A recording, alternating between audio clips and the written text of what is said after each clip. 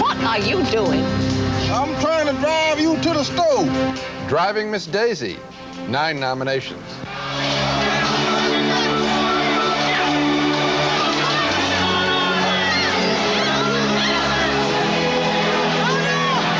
Born on the 4th of July, 8 nominations. Okay, Brandon, later.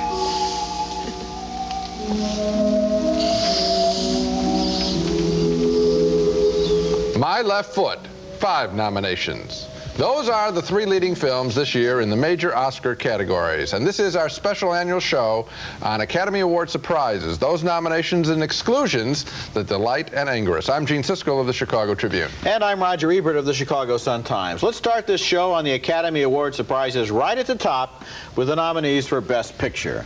The nominees are Born on the 4th of July, Dead Poets Society, Driving Miss Daisy, Field of Dreams, and My Left Foot. And the surprise in this category is, for me at least, a very obvious one. The omission of the best and most important American movie of the year, Spike Lee's Do the Right Thing. This was a movie that took one day in one New York City neighborhood and turned it into a microcosm of race relations in America today. It was brave, brilliant, a daring movie that made no compromises and invited the audience to decide for itself what was the right thing. Mr. Radio Raheem, I can't even hear myself think!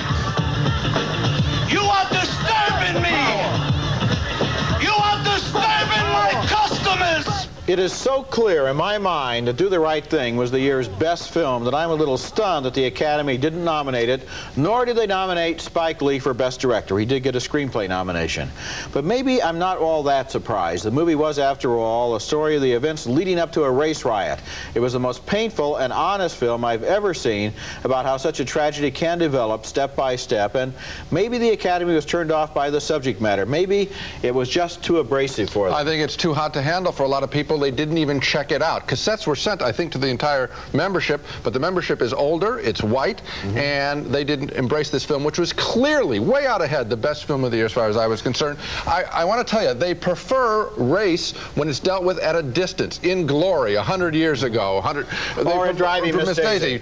Now, those are both very good movies, but it's much easier to have a movie about how Miss Daisy and her old black chauffeur like each other than to have a movie about whether or not, the real question in our society today is not whether Miss Daisy likes her chauffeur, but whether Mookie and Sal, the pizzeria man, will ever get to like each other, because until they can talk to each other, race relations in this country are going to be on hold. I think the film is stronger than any Oscar nomination it was denied. As for Spike Lee not being nominated as Best Director, here are a couple of facts. He's not a member of the Directors Guild of America. I think the directors who nominate other directors know that. He also made a couple of films with non-union crews. I think they know that too. So that's infighting and incestuous. But the big transgression is that the whole membership couldn't recognize the finest film of the year as even one of the 5 best. Now, some other omissions that surprised me in the Best Picture category are Enemies: A Love Story, that rich, moody, sad story of Holocaust survivors, in particular, a man running from one of his 3 wives to another, and then to another. Do you always like this, or did the war do it? Also left out as Best Picture, Batman, the year's biggest commercial hit. It was pretty much skunked this year, receiving only a single nomination for its art direction. Come to me. You know, years ago, there was a tradition of the year's biggest box office hit receiving a Best Picture nomination. I guess that tradition is truly dead because Batman did receive some critical praise as well as $250 million box office and all that cassette money, too. You know, I went through the nominations in the top 6 categories, and I found that 80% of the nominations were for movies that were released in the last 4 months of the year. I think part of that is because they know that those movies can still be helped at the box office. It's too late to help Batman. Batman has already sold untold millions of copies of video cassettes. So the returns Americans are in. They've made their money on Batman. Why not vote for a picture that still needs some? Well, I think there are two other explanations. One is that they don't remember it as freshly. Two, it's considered action. Action doesn't get Oscar nominations. But there were a couple of pictures early in the year nominated for Best Picture. Field of Dreams is an April film, and Dead Poets Society came out in early June, and that's a change from years past. Yeah. Undoubtedly, the biggest surprise of the nominations list, however, of all the nominations, was the omission of Roger and Me as Best Documentary Film. It was also omitted as Best Picture, which I think it deserved a nomination. I thought it was a shoo-in both to be nominated and to win as Best Documentary. The anti-General Motors film had come under fire recently from some journalists who claimed that writer, director, and star Michael Moore had fudged some of his facts, attributing more evils to General Motors and to its chairman, Roger Smith, than they should be held accountable for. Why don't you send a letter to us, and we will be happy to, as I say, take it under advisement, just as we do all requests to see the chairman. The big charges against filmmaker Moore are that he didn't indicate that the plant closings had gone on in Flint, Michigan for more than a decade. He made it seem like it just happened in the last couple of years. He also overstated, some people said, the number of people fired by GM, and he overdrew Flint, Michigan as nothing but a bombed-out ghost town. Now, I agree that the film could have been improved if Moore had labeled some of the scenes with their dates, but I don't think he is wrong in the big ideas of his movie, the way corporations have seemed more important than people in the 1980s. Maybe Roger and Me, more properly, does belong in the Best Picture category. I certainly thought it was one of the 5 best films of the year, and it's a shame that the Academy couldn't find any place for it. Well, the controversy over the facts in the film is twofold. I mean, on the one hand, Moore has answers to his critics saying that it's more factual than they say it is, and on the other hand, a lot of other documentary filmmakers say that a film's tone lets you know where it stands, and this movie is obviously personal and satirical and isn't meant to be an objective documentary. But there's a more important issue than that, and that is this category is not voted on by the General Academy like the Best Picture is. It's the 5 pictures are nominated by a selection committee, and this is the second time in 2 years that they have denied the Academy membership the chance to even vote on the most important documentary of the year. Last year it was The Thin Blue Line. This year it's Roger and Me. They apparently get in the room and they start thinking, well, is this a documentary or isn't it? And then they say, well, let's take some safe movie about Justice Warren and we can nominate that. It's like South Africa. Everybody gets a vote, but somebody says who you can vote for. Well, there is we have a nominating procedure, and you could say, I think they could say, hey, this isn't a fair documentary. They could say, and they could say that the essence of documentary is fairness. I don't know how that applies to The Thin Blue Line, by the way. How does that apply to a lot of other documentaries that have been made? And what about accuracy? Do you believe that a movie needs to be fair in order to be good? Does it need to be accurate in order to be good? This is not a question for them to decide behind closed doors. Let the Academy not vote for it if they don't like it. Well, what you would be saying is that... We know a lot of movies that aren't fair that we like. Most movies aren't fair. Most movies have a point of view by their very nature of them. Most documentaries, it could be argued, have a point of view. And aren't fair, yes, because they slant things according to... Well, the person has done the reporting, sees the truth for what it is, and selects shots to portray... According to his own agenda, yes. On that basis, I would say that this is a documentary. I also think if you want to throw in the comic elements that obviously overdraw the situation, I think then it qualifies as Best Picture. It got skunked in both categories. That's not fair. I'm shocked, too. When we come back, we'll talk about the Oscar surprises in the supporting actor category, where, as usual, some leading roles turned up. What do you want from me? You think this was an easy decision? On this year's Oscar surprises, the nominees for Best Supporting Actor are Danny Aiello, the pizzeria owner in Do the Right Thing; Dan Aykroyd, the wealthy widow's son in Driving Miss Daisy; Marlon Brando, the anti-apartheid lawyer in A Dry White Season; Martin Landau, the murderous eye doctor in Crimes and Misdemeanors; and Denzel Washington, the angry black soldier in Glory. And the biggest surprise inclusion for me this year is Marlon Brando with his 8th nomination. He has only a couple of juicy scenes in Dry White Season, but obviously he still has the magic as far as the Academy's Actors Branch membership is concerned. I will take your case if only to make it abundantly clear how justice in South Africa is misapplied when it comes to the question of race. My big surprise of omission is Beau Bridges, the older brother in The Fabulous Baker Boys. Not as glamorous a role as that of his younger brother Jeff, who wasn't nominated either, but that's the whole point of Beau Bridges' role. He's supposed to be a bit of a nerd. And more disappointment in the supporting actor category, I thought Andre Braugher as the intellectual soldier in Glory easily gave that film's best supporting performance. Well, if you don't mind, I prefer a space with more sufficient reading light. Oh, I like it when talk good as white folk. I'd be happy to teach you. His name isn't as big as Denzel Washington. The role is not as flashy as Washington's role, but the Macho Academy doesn't seem to like weak-willed men. Andre Braugher, however, is a fine, fine actor, and his performance is worthy of recognition. And Roger, you know what I'm talking about them not liking weak people? Kevin Costner wasn't nominated as actor for Field of Dreams. He's sort of a timid, tender kind of guy. Same thing for James Spader and Sex, Lies, and Videotape. Everybody out there is so success-oriented that they're frightened by actors who perform as people who are a little more laid back. Men. The women can hurt. The women can be flawed. Yeah, but the men should be tough. Yeah. Now, one of the things we talk about every year with the supporting categories is the fact that a lot of ringers get nominated here. Actors who do, in fact, really have the leading roles in their films, but are slipped into the supporting categories because they have a better chance of winning there. This year, there are two perfect examples of that, textbook examples. Danny Aiello is not a supporting actor in Do the Right Thing. He is either the lead or the co-star of the movie, along with the Spike Lee character. And even more obvious is the choice of Martin Landau as a supporting actor for Crimes and Misdemeanors. Ask anyone to describe the film, and they'll tell you it's about this eye doctor who wants to get rid of his mistress. He's the lead, not a supporting player. I was at a low point when I met you. You turned everything around. I never said I'd leave Miriam. That's wishful thinking on your part. What I'd like to see in the supporting actor category is an effort made to support genuine supporting performances.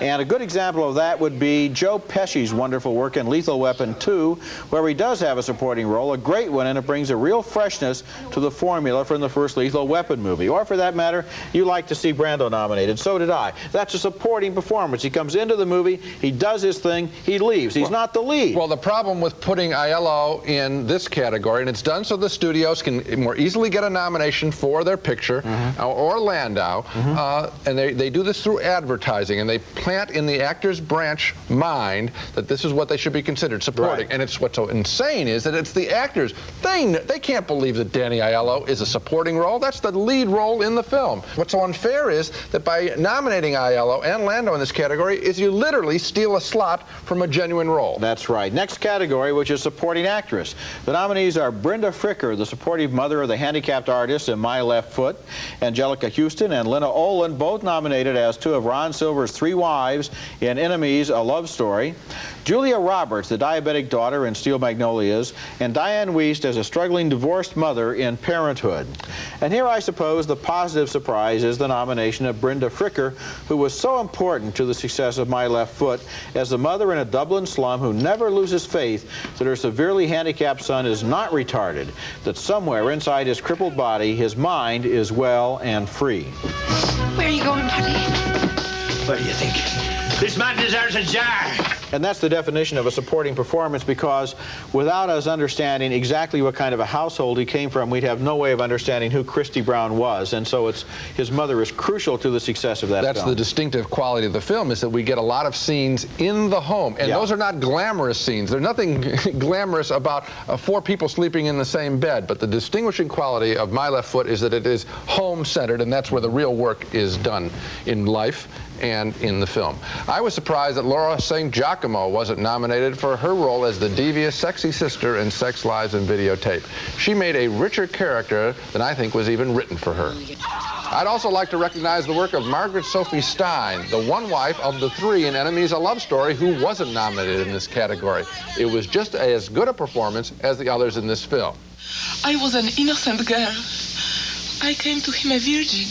I think the problem is that she was so good and so believable that people didn't think she was really acting. Coming up, some big surprises in the category of Best Actress. Marriage is like the Middle East. There's no solution. We're looking at the surprises among this year's Oscar nominations. People who we are surprised were included, and people we're surprised were not included. Our next category is Best Actress, and the nominees are Isabella Gianni for Camille Claudel, Pauline Collins for Shirley Valentine, Jessica Lange for Music Box, Michelle Pfeiffer for The Fabulous Baker Boys, and Jessica Tandy for Driving Miss Daisy. And here I think there are a couple of surprises, one of them being Isabella Gianni, who has scored a real upset by being nominated in this category for a French film that not many people have even heard of. It is an Oscar-caliber performance, however, in which she plays a 19th century French sculptress and is completely convincing as the woman descends from artistic brilliance to madness. Mais tu m'as tout volé! Tout! Ma jeunesse, mon travail, tout! Tu m'accuses d'avoir gâché ta vie. Mais j'aurais préféré ne jamais être rencontrés. J'aurais préféré être dans un asile. The other surprise, at least for me, is Pauline Collins' nomination as Shirley Valentine. I don't think she should have been nominated. And here I suppose I'm guilty of a purely personal feeling that the film itself wasn't very good. In fact, I thought it was mannered, obvious, predictable, corny, and not entertaining, and that Pauline Collins' performance didn't help much. So that nomination was a surprise to me. I think sex is like supermarkets. You know, overrated. Just a lot of pushing and shoving, and you still come out with very little at the end. Now, I know that she was a person who dominated the entire film. This film was about her. Right. She was identified with the role on the stage, where I imagine it would have worked a lot better. She won a Tony Award, I believe. Yeah, so maybe that helped her. I don't know. Well, I think what helps her is that you have a character that middle-aged women can embrace. We don't get many films about characters of her age and not glamorous. You know, for the Academy, 40 years old and glamorous. What about Kathleen Turner, though? That's what I'm leading up to. Roses. I'm surprised and disappointed with the omission of Academy favorite Kathleen Turner in this category. She gave another great serio-comic performance as the angry wife in The War of the Roses. I am the one who found this house. I bought everything in it. With my money. It's a lot easier to spend it than it is to make it, honey bun. You might not have made it if not for me, sweet cakes. Now, this wonderful film was totally shut out of nominations, and Turner was a casualty of that. I don't think there's an actress around who could have done a better job than she did in this role. She's a comedian of the highest order, and she makes the character, as well as funny, truly tragic. I think it's a great performance. I think that they are ignoring here a everyday kind of story, pitched in a very entertaining way. I think I love this movie. They're going for the Pollyanna effect again. They'd rather make a movie about some woman who leaves her home and goes off to Greece and lives happily ever after as a waitress or something than a tough, hard, dark movie like War of the Roses. But boy, 10, 20 years from now, who are you going to want to watch? Well, how about the directing job of Danny DeVito? I'm a little bit surprised that they wouldn't give credit because, you know, Redford got nominated for directing Ordinary People. I think that this is an exceedingly well job. In its own way, War of the Roses, like Do the Right Thing, is the kind of movie that they go like this about because they don't, you know, they don't feel comfortable. Don't feel comfortable with films like that. When we come back, the surprises in the Best Actor category where two relatively unknown British actors edged out some Hollywood box office heroes. See you, my princes and my noble peers, these English monsters. Category in our Academy Award Surprises show, the nominees for Best Actor are Kenneth Branagh in Henry V, Tom Cruise for Born on the 4th of July, Daniel Day-Lewis in My Left Foot, Morgan Freeman for Driving Miss Daisy, and Robin Williams in Dead Poets Society. Now, what surprised me here are the nominations of Kenneth Branagh and Robin Williams. Robin Williams mixed contemporary comedy with an old-fashioned Mr. Chip-style portrayal of an inspirational teacher. I didn't think he was the best part of the movie. I don't think that mix worked all that well. I much preferred the ensemble work of all the students. But if any of you have seen Mr. Marlon Brando, No, with Shakespeare can be different. France, Romans, countrymen. Let me rest. He's doing a bit of a comedy film within a drama. However, I was surprised and delighted with the nomination of Kenneth Branagh, directing himself in Henry V. The mercy that was quick in us of late by your own counsel is suppressed and killed. You must not dare for shame talk of mercy. Is that nomination a surprise? I think so. It's true, it's the kind of classy British production the Academy traditionally favors, but it's not a new role to the movies. I also thought that Branagh might lose out because of comparison with Laurence Olivier, also nominated for the same role 44 years ago. Yet the actors branch did its job well and nominated a great new movie acting talent. Now, when you mentioned the nomination of Robin Williams, this in a way is the other side of the coin from what we were talking about with the supporting actors, where they put leads in the supporting category. Here we have a supporting actor who's been nominated in the lead. He doesn't have nearly as much time in the Dead Poets Society, probably anyway, as Danny Aiello has in Do the Right Thing. I bet he has half the time on screen. And yet it's a supporting performance. Because he has the big star name. There you are. Did you think it was that good a performance? No. I mean, nominated for Good Morning Vietnam, but not for this. Yes. I know, yeah. I don't know if my suggestions in this category are surprises or only disappointments, but I know that two of the best acting performances of 1989 did not get honored this year, and I would have replaced Robin Williams with either one of them. One of them would have been Matt Dillon's work, the best of his career, in the brilliant film Drugstore Cowboy. Playing the leader of a pack of dropout outlaws in the early 1970s, he was strong, subtle, and convincing. How much of this do you want for the box? Female. Hey, What do you think I am, some kind of closet pimp? I've never heard of such a violation of women's rights in all my life. Another great performance overlooked by the Academy was John Cusack's work in Say Anything, where he played a goofy high school kid who has the nerve to go after the smartest girl in the class and learn some lessons about life along the way. What are your plans for the future? Spend as much time possible with Diane before she leaves? Now, why weren't they nominated? I think I know why Matt Dillon wasn't nominated, because once again, the movie is the kind of downbeat,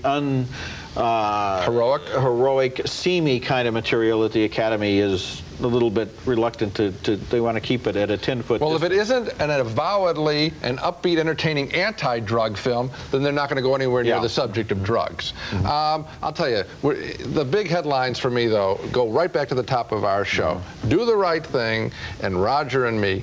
These are the films, I think, that are going to last the year long. These are the films that people are going to be noticing that were about the time and place of the 1980s. They're going to talk about those movies in years to come. And what the Academy has done by leaving out those two movies is they've missed the headline on their own story.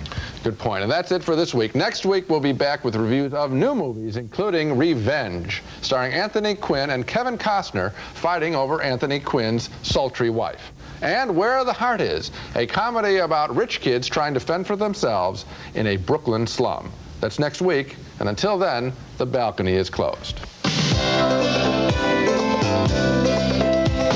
Snowcaps, Raisinets, and Goobers. 3 box office hits starring Nestle Milk Chocolate. Moviegoers give them a definite 2 thumbs up. Redken Classics. Hair care products formulated to create beautiful, healthy hair. So effective, their formulas transcend time. Available exclusively at salons. Rice-A-Roni, the San Francisco treat. Now with 30 flavors, you can serve it every day for a month and never serve the same dish twice. KitchenAid double-door refrigerator, trash compactor, portable convertible dishwasher, and solid-state touch options washer-dryer. All in almond. KitchenAid, for the way it's made.